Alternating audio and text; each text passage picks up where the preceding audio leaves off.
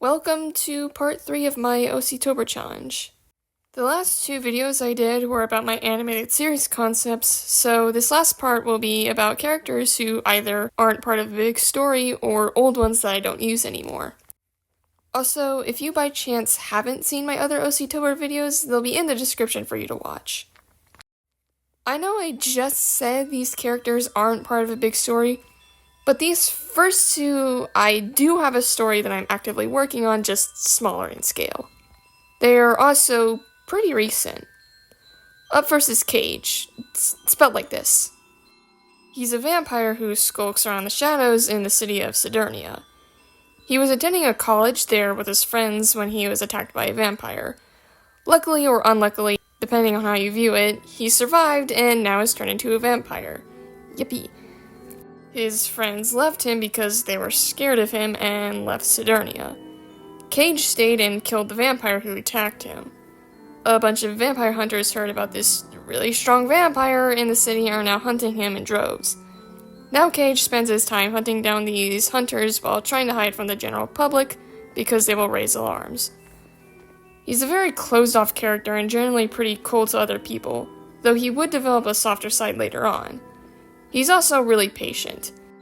So he hunts the vampire hunters using stealth, and he is perfectly fine sitting in one spot for hours waiting for the right moment to strike. He generally doesn't like rushing into things without thoroughly analyzing the situation first, which usually goes well for him when he's alone, but not so much when he's working with this next character. Ricky. She's a young thief who lives at Sidernia's orphanage. Her mother died when she was born, and her father wanted nothing to do with her and left her at the orphanage when she was just 8 years old. The orphanage is in extremely poor conditions, and Ricky never got along with the staff or the other children.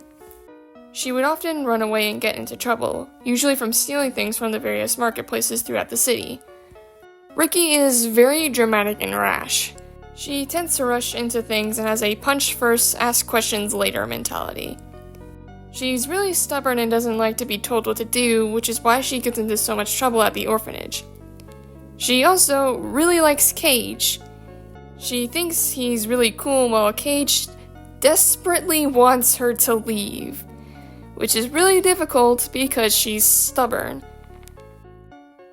I'm still working on where their story will go next, but one thing's for certain. I absolutely want them to go on a heist. I don't know how it will happen, but I will make it happen. It's my story, I can do what I frickin' want.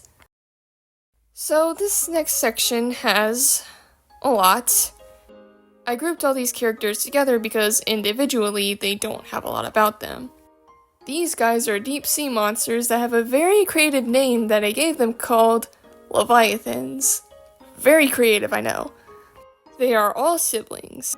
In order from oldest to youngest, there's Viridian, Jade, Jasper, Pearl, and Oxy. I've considered putting these guys into a webcomic, but never followed through with that because I didn't know enough about how to make comics, and I wasn't particularly interested in making one at the time. I might pick up their story eventually, but not in the near future. As for the characters themselves, Viridian is the oldest, so his main hobby is messing with his siblings, particularly Pearl and Jade, and occasionally terrorizes sailors that pass by their sea. I would like to put in perspective how big adult Leviathans are, which is what Viridian is. This isn't a perfect comparison chart, but I hope this helps.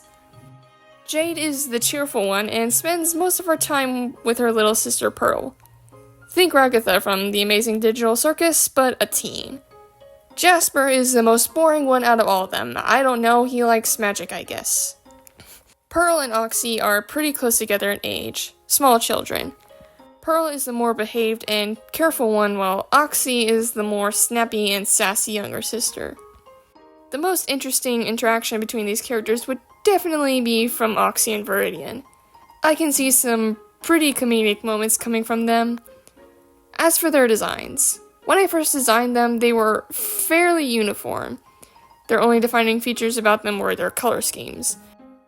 I put them away for about half a year before I learned more about character designs and picked them up again to take another jab at them, and I think they turned out a lot better.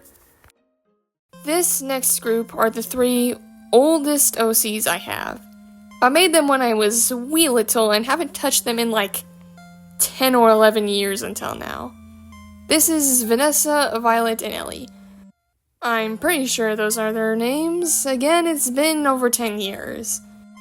I don't really remember what their personalities were. They were all pretty preppy and girly. I was pretty girly when I was younger, and I think these characters are supposed to reflect that. Of course, we all know what happens later down the line.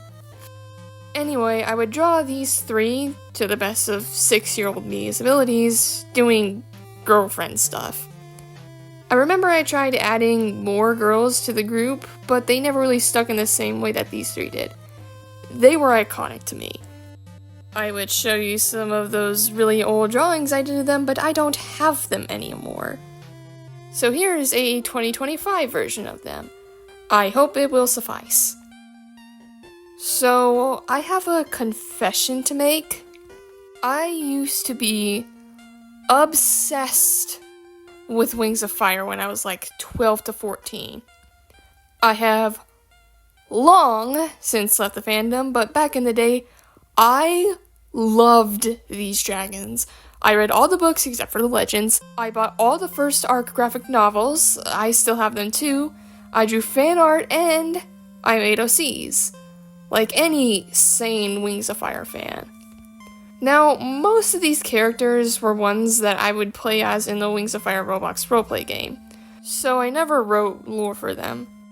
Azurite's a Skywing, Heatstroke's a Sandwing, Bottlenose and Tidepool were 2 Sea Wings, Stargazer and Nightseeker were 2 Nightwings, and Frostbite was an Ice Wing, and I might have had another one named Frigid. I did have a raining one, but I don't remember what their name was. It was probably something like Hibiscus. The only ones I had lore written for them were ones that I didn't play as on the Roblox game. Cobalt and Darner, 2 Silkwings. Darner was a Flame Silk, and here's an old character sheet I made of him. I would put Cobalt's here, but hers is just gone. I don't know where it went. I didn't have any complex lore for them. I think the only thing I wrote about them was discovering about wasps. That's a motorcycle. I think the only lore I wrote about them was them discovering about Queen Wasp's hive mind and basically joining the resistance force against it. I don't remember what its name was, though. The Chrysalis, that's what it was called. And that was my first monthly art challenge, OC Tober. Thank you for sticking around this long and listening to me yap about my various blorbos. This is the biggest project I made so far, except maybe one. It took me quite a while, but I made it. I'll have another animation up in about a month for anyone who's been wanting more of those. But that's all I have to say for now, and oh look, that's the end of this video.